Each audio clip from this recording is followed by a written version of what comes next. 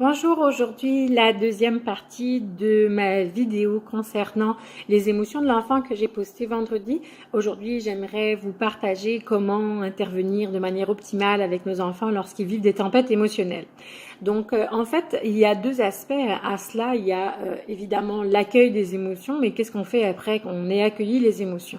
Dans l'éducation positive, on nous martèle que c'est très très important d'accueillir les émotions de nos enfants, alors on fait des météos des émotions, on est très attentif, très à l'écoute. Ça met énormément de pression en fait sur le parent qui a toujours l'impression de faire les choses de travers, de pas être capable de fournir les efforts nécessaires et de se dire oh mon Dieu, mon enfant va avoir des stigmates à vie. Les neurosciences nous le disent que nos enfants vont porter un bagage. Alors les parents mettent l'emphase sur l'accueil des émotions, mais quand on accueille les émotions et qu'on ne fait qu'accueillir les émotions, en fait, il nous manque la deuxième partie bien importante de qu'est-ce qu'on fait une fois que l'émotion est bien démentée.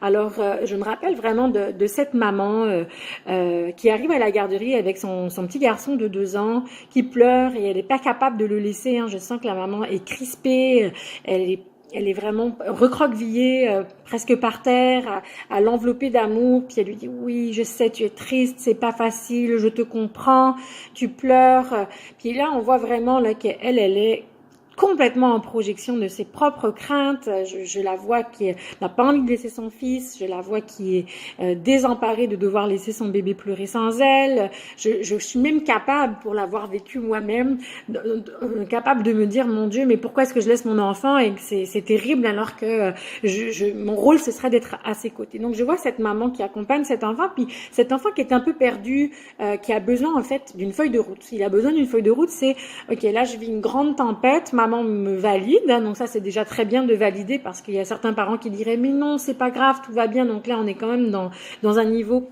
au-dessus, dans le sens où le parent est quand même très attentif aux besoins de l'enfant. Donc ça, c'est la première partie, puis c'est très bien de reconnaître ce que vit l'enfant, idéalement de pas trop projeter ce qu'il vit, de lui demander comment est-ce qu'il se sent, pourquoi est-ce qu'il pleure, qu'est-ce qu'on peut faire pour lui. Ça, ce serait la première partie finalement déjà qui va beaucoup aider l'enfant à bien vivre l'émotion qu'il est en train de traverser et de ne pas l'inhiber. Mais à côté de ça, c'est qu'est-ce que pourrait faire en fait la maman pour aider l'enfant à dépasser cet état-là. Donc souvent quand on accompagne les émotions de nos enfants, on oublie que la deuxième partie est cruciale. Cette partie-là, c'est ok, maintenant que je vis des émotions, mais qu'est-ce que je peux faire avec? Et ce qu'on veut, c'est que l'enfant déclenche de la résilience.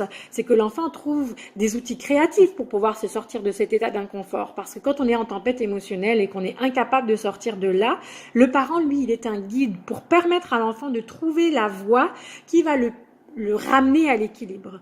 Donc là, cette maman, en fait, quand elle dit à son enfant, oui, tu es triste et je te comprends, puis qu'elle s'en va, l'enfant, il ne sait pas quoi faire de ce constat-là.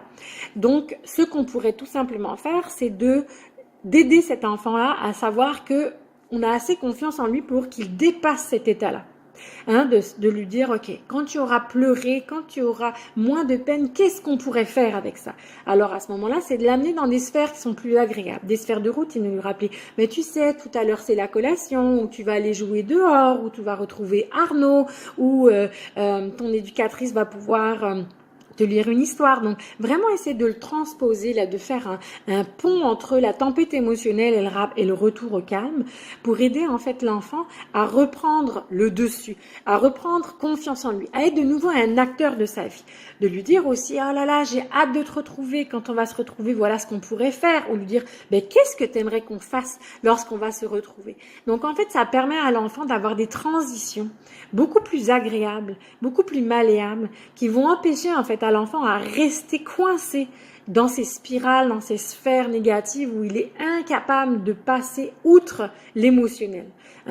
L'émotionnel, il y a une partie où vraiment on accueille, mais il y a aussi une partie de créativité, de qu'est-ce que je fais avec tout ce que je découvre.